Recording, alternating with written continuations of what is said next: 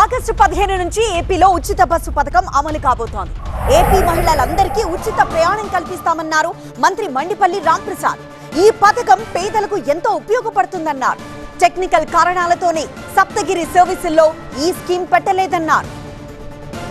అయితే ఆటో డ్రైవర్లు నష్టపోకుండా చర్యలు తీసుకుంటామని మంత్రి మండిపల్లి చెప్తున్నారు.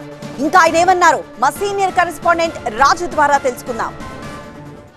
సూపర్ 6లో అత్యంత కీలకమైనటువంటి హామీ ఫ్రీ బస్సు. ఈ ఫ్రీ బస్సు స్వాతంత్ర దినోత్సవ వేడుకల సందర్భంగా కూటమి ప్రభుత్వం అమలు చేస్తున్న నేపథ్యంలో రాష్ట్ర రవాణా శాఖ మంత్రి మండిపల్లి రాంప్రసాద్ రెడ్డి మనతో ఉన్నారు. చెప్పండి, ఈ స్కీము రేపటి నుంచి అమలు కాబోతోంది. అసలు ఏ రకంగా ఎంతమంది ప్రజలు దీన్ని ఉపయోగించుకునే అవకాశం ఉంది? ఈ ఆంధ్ర రాష్ట్ర మహిళా మనులందరికీ నా తరపున, ఈ ప్రభుత్వం తరపున మా ముఖ్యమంత్రి చంద్రబాబు నాయుడు గారికి ధన్యవాదాలు తెలియజేసుకుంటున్నా.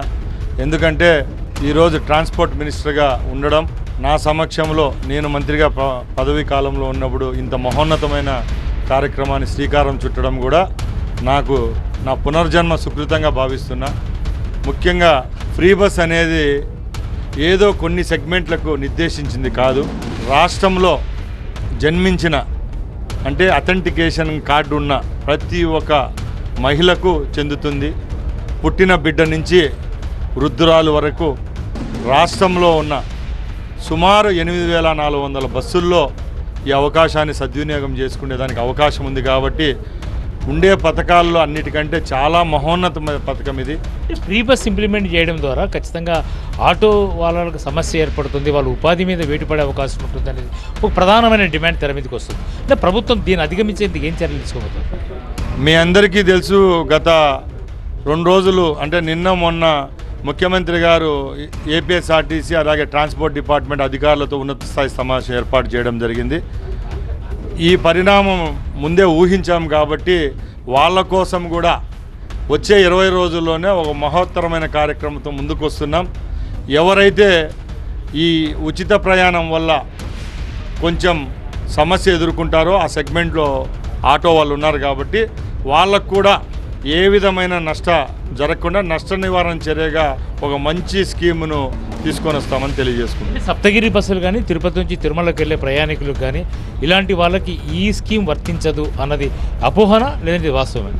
ముఖ్యంగా ఏదైతే తిరుమలకు ఉండే బస్సు విషయంలో ఈ స్కీమ్ వర్తించదని మేము ఎందుకు తీసుకున్నామంటే నిర్ణయం కొన్ని టెక్నికల్గా మేము దాని మీద రివ్యూ చేయడం జరిగిందండి. ఆ టెక్నికాలిటీస్లో ఒక బస్సు ఎక్కినప్పటి నుంచి దిగే వరకు ఇవన్నీ బేరీజ్ వేసుకుంటాం. కిలోమీటర్స్ ట్రావెల్, ఎన్ని కిలోమీటర్లు ట్రావెల్ చేశాము, అక్కడున్న స్టాప్స్ ఏంది, ఒక రిజర్వేషన్ సిస్టము, దీన్ని అన్నీ బేరీజ్ వేసుకునే అది లేదు. రేపు రాబోయే కాలంలో కూడా ఇంకా మేము ప్రజల దగ్గర నుంచి వినతులను బట్టి కూడా ఇంకా కొంచెం ఈ మాడిఫికేషన్ అనేది కూడా ఉంటుంది ఈ స్కీమ్లో.